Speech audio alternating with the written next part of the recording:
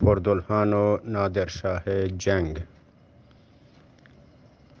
پیسر ما تایید رستن که نادرشاه پردلحان را و آیه مردی را چکاسید و چوش معلوم بود که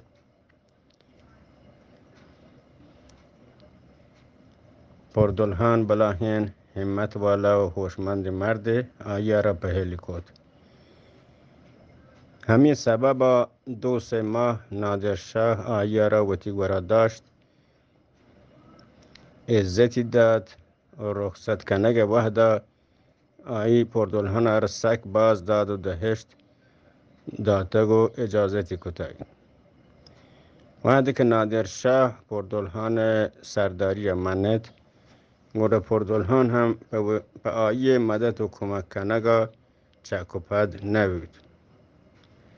هنچوش که چه دهلی جنگ مدد و کمک کنگا بید، وحده که نادرشاه بخارای سر آروش کد گوده آروچی پردلحان چه بمپور، کسرکند، سرباز، جلگه، بامری، ریگی، جالک، دزک، کیچ، تومپ و کولواه و رخشان صدانی سلاحبند جنگی و نهانی لشکر پاد کتو به نادرشاه مدد و کمک کنگا راه داد. به همین لشکر هشت و درچ واسطه چه کرمان رستگ مالیات 1500 تمون هم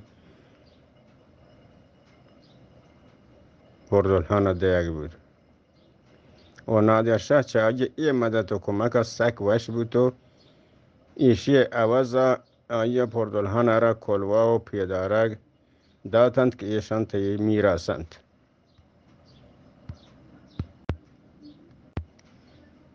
باز مردم گوشند که پردلحان چه نادرشاه دربارا پگل و وشنامی دیم پهارانا رواگ آید که مراها شاه اشرف مردمان آیه ورگان اتحاد زهر مان کتگ چه همه سبب آن راها مرتگ.